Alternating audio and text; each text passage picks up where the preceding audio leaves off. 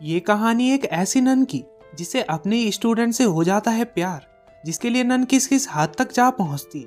कहानी की शुरुआत में हम जेसन नाम के लड़के को गिटार के साथ एक प्यारा सा गाना गाते हुए देखते हैं और दूसरी तरफ एक नन को तैयार होते हुए। फिर जेसन और जेसन की बहन जोई बोर्डिंग स्कूल में पढ़ाई करने आए होते हैं। जेसन के डैड जेसन का गिटार देखकर चिढ़ जाते हैं, इसे यहाँ क्यों लाए। जेसन के डैड को जेसन का गाना गाना पसंद नहीं था। फिर उनके पास सिस्टर रेबेका आती है और वहीं ऊपर हम एक और सिस्टर सोफिया को देखते हैं, जिनका भी जेसन की तरह आज पहला दिन था। सिस्टर रेबेका सोफिया से उनके पिछले स्कूल के बारे में पूछती है। सोफिया बताती है वहाँ बहुत ठंड थी। रेबेका कहती है यहाँ कोई मेकअप नहीं चलता और सोफिया को टिश्यू देती है, जिससे वो अपने होठों से रसीले लिप बाम को हटाती है और बाहर जाकर उसे सभी गर्ल्स बॉयज और उसका क्लासरूम दिखाती है कि तभी उनके सामने जेसन आ जाता है। सोफिया जेसन को देखकर काफी अट्रैक्ट महसूस करती है। रेबेका उन दोनों को आपस में इंट्रोड्यूस कराती है और बताती है जेसन काफी अच्छा म्यूजिशियन है, इसलिए वो यहाँ एक सेलिब्रिटी की तरह है। जेसन उनसे ज्यादा बात ना करते हुए वहां से चला जाता है, जिसको सोफिया मुड़ मुड़ कर देखती है और सिस्टर रेबेका सोफिया को उसके रूम पर छोड़कर चली जाती है, जहां हम देखते हैं सोफिया ने तो अपने बाल कलर कराए हैं और वो जेसन की वही म्यूजिक वाली वीडियो देख रही है और अपनी स्क्रीन पर ही किस कर देती है। और फिर कुछ देर बाद जेसन को गिटार बजाते देखती है और जेसन के पास जाकर उसकी काफी तारीफ करती है और उसका गिटार बजाकर जाने लगती है। ये कहते कहते क्लास में मिलते हैं और फिर अगले दिन सभी स्टूडेंट्स क्लास में पहुंचते हैं, जहां जेसन के पीछे बैठी लड़की सारा जेसन से बात करने लगती है और फिर सिस्टर सोफिया क्लास में आती है और जेसन और सारा को आपस में बात करते देख गुस्सा हो जाती है। सोफिया सारा को आगे बिठा देती है। सोफिया सीधे ही पढ़ाना शुरू करने लगती है, पर जेसन की बहन जोई बताती है मैम पहले हमें मॉर्निंग प्रेयर करनी चाहिए और सभी प्रेयर करते हैं, पर सोफिया प्रेयर नहीं बोल रही थी। ये बात जोई जेसन को भी बताती है, पर जेसन को कोई फर्क नहीं पड़ता। फिर सोफिया जेसन को रोककर पूछती है क्या सारा तुम्हारी गर्लफ्रेंड है, पर जेसन मना करता है। अगले दिन हम सारा और जेसन को देखते हैं जो एक दूसरे को किस कर रहे होते हैं कि तभी सोफिया उन्हें रोक देती है। सारा सोफिया से कहती है शायद तू मेरे डैड को नहीं जानती, वो इस स्कूल के सबसे बड़े डोनर है। सोफिया कहती है भाड़ में जाए तू और तेरा बाप, अगली बार उसके साथ दिखी तो तेरे बाप की किडनी डोनेट कर दूंगी। सोफिया को सारा को देखकर काफी गुस्सा आ रहा था। फिर जैसे ही उनकी क्लास खत्म होती है, सोफिया जेसन को रोककर कहती है तुमने तो कहा था तुम्हारी कोई गर्लफ्रेंड नहीं है, मुझे मेरे रूम में आकर मिलो। सोफिया अपने रूम में मुस्कुराते हुए जाती है और अपने कपड़े उतारना शुरू करती है। जेसन भी धीरे धीरे उसके रूम की ओर बढ़ रहा था। वो दरवाजे को आधा खुला छोड़ देती है और तेल की मालिश करने लगती है। जेसन जब ये देखता है तो वो उसकी नजरें घायल हो जाती है। वो देखता ही जाता है और वहां से भाग जाता है और रात भर सोफिया के बारे में ही सोचता रहता है। उसको नींद नहीं आ रही थी। अगले दिन सोफिया जेसन को कहती है तुम क्यों नहीं आए। जेसन बहाना मारता है मैं भूल गया था। जेसन का पहला वीक खत्म हो गया था तो वो घर जा रहा था। सोफिया भी अपनी आंटी के बीमार होने का बहाना मारकर छुट्टी ले लेती है और जेसन के घर के बाहर पहुंचकर अंदर आ जाती है और चुपके चुपके से जेसन को गाना गाते हुए सुनती है, जहां पर फिर से जेसन को सारा का कॉल आता है और इस बार तो सोफिया इतना गुस्सा हो जाती है कि सीधा सारा के रूम में जाकर चुपके से उसकी बुक के अंदर ड्रग रख देती है। अगले दिन सोफिया उन्हें बुक ओपन करने को कहती है और सारा की बुक से ड्रग निकलता है। सोफिया सारा को पकड़कर ऑफिस रूम में ले जाती है। यहाँ ड्रग्स लाने की सजा थी सस्पेंड, मगर सोफिया कहती है हमें पूरे स्कूल की तलाशी लेनी चाहिए और वो वॉइस के रूम में चेकिंग करते हैं, जहाँ जेसन के बेड के नीचे उन्हें दारू की बोतल मिलती है। जेसन बताता है ये मेरी नहीं है और अपने दोस्त पर शक करता है, लेकिन वो दारू की बोतल सोफिया ने उसके बेड के नीचे रखी थी। जेसन कहता है अगर मेरे डैड को पता चला तो वो मुझे मार डालेंगे। तभी सोफिया कहती है हमें जेसन को दूसरा मौका देना होगा। अल्कोहल एक घातक ड्रग नहीं है और ऐसे ही फालतू ज्ञान पेलकर वो जेसन को बचा लेती है। फिर हम पास्ट का सीन देखते हैं, जहां सोफिया बैठकर फेसबुक पर जेसन का गाना सुन रही थी और यहीं से उसे पता चला जेसन मोंटाना नन स्कूल में पढ़ने जा रहा है और वो वहां जा रही असली सिस्टर सोफिया के पास गई और उसे मारकर दफना दिया और यहाँ उसकी जगह ले ली।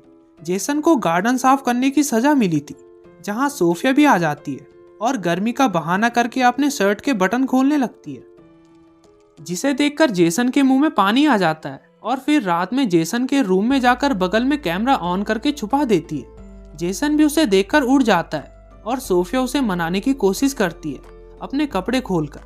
पहले तो जेसन मना करता है ये गलत है, पर सोफिया उसे कैसे न कैसे करके मना लेती है और वो दोनों इंटीमेट होते हैं, जिसकी वीडियो भी बन रही थी। अगली सुबह जेसन सदमे में था, कर रहा था क्या हो गया। उसकी बहन उसे नाश्ते के लिए बुलाती है। जाते जाते उसे सोफिया मिल जाती है। जेसन कहता है ये मैंने गलत किया, तुम मेरी टीचर हो, एक नन हो। पर सोफिया बोलती है हमने कुछ गलत नहीं किया, और जेसन के रूम में जाकर उसके बिग बॉस के कच्चे को सूंघने लगती है। लेकिन तभी वहां जोई आ जाती है और सोफिया उसे वार्निंग देकर भगा देती है, तुम्हारा बॉयज रूम में आना अलाउड नहीं है।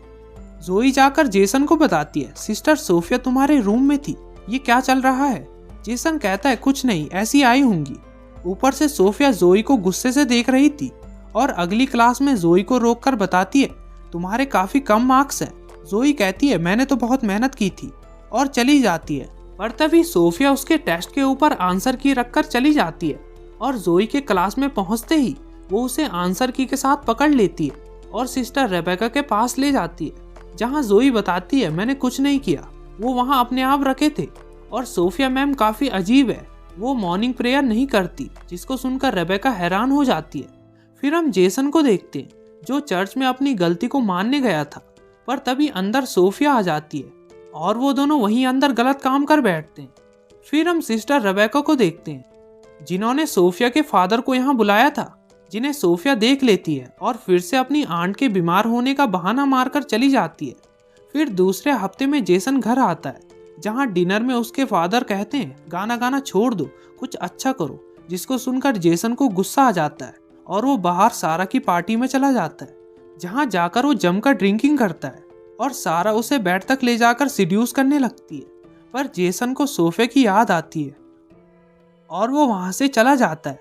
कुछ दूर जाकर एक पुलिस वाला उसे ड्रिंक के साथ पकड़ लेता है, पर तभी सोफिया आकर पुलिस वाले को भी फालतू का ज्ञान देकर जेसन को बचाकर अपने घर ले जाती है। इधर जेसन की मॉम जेसन के डैड को कहती है आपको उसे ज्यादा नहीं डांटना चाहिए था, और जेसन के डैड को भी बुरा लगता है और वो जेसन को ढूंढने निकल पड़ते हैं। इधर सोफिया जेसन को अपने फ्लैट पर लाई थी और उसके सामने फिर से कपड़े उतारती है। जेसन कहता भी है हम गलत कर रहे हैं। सोफिया बोलती है मेरे पास अंधा पैसा है, जो भी तुम्हें चाहिए मैं दे दूंगी, हम पेरिस चले जाएंगे। लेकिन जेसन गुस्सा होकर वहां से चला जाता है, जिसके बाद सोफिया का बुरी तरह दिमाग खराब हो जाता है। जेसन अकेले बैठा था और उसके डैड उसे ढूंढ लेते हैं और उससे माफी मांगते हैं मैं गलत था, मुझे तुम्हें बंधन में नहीं रखना चाहिए, तुम जो चाहो वो करो, मैं हमेशा तुम्हारे साथ हूँ। और दोनों गले लगकर घर पहुंच जाते हैं। अगले दिन हम जेसन और जोई को स्कूल जाते देखते हैं, जहाँ जोई सोफिया की कार को देख लेती है। और फिर जेसन जैसे ही अपने रूम में जाता है तो देखता है वहाँ सोफिया बेहोश पड़ी थी, पर वो नाटक कर रही थी। जेसन डरकर कहता है मैं फादर से रिपोर्ट करने जा रहा हूँ। सोफिया बोलती है जाओ बता दो तुम एक नन के साथ सोए हो। जेसन काफी परेशान हो जाता है। अगले दिन हम देखते हैं सारा वापस आ गई है। सोफिया फिर से जेसन को रुकाती है और उसे समझाती है उससे दूर रहना, पर सारा तो जेसन पर चिपक रही थी। फिर जब सारा नहा रही होती है तो सोफिया जाकर उसके सर को दीवार पर पटक पटक कर उसे मार देती है। और कुछ देर बाद वहां आकर जोई डरकर चिल्लाती है सारा, और सभी वहां पहुंचते हैं और सबको लगता है सारा सोप से फिसलकर मारी गई। जेसन कहता है सोफिया तुमने तो ये नहीं किया। सोफिया कहती है हाँ, और उसे वही वीडियो भी दिखाती है, जिससे जेसन और भी परेशानी में पड़ जाता है। फिर हम देखते हैं रेबेका सोफिया के आंट के हॉस्पिटल में कॉल करती है, जहां उसे पता चलता है सोफिया उससे अब तक झूठ बोल रही थी। इधर जेसन जोई को सब कुछ बता देता है, ये तक कि वो उसके साथ सोया और उसके पास वीडियो भी है। जोई भी कहती है वैसे भी वो मुझे कहीं से नन नहीं लगती, हमें उसे पकड़ना होगा।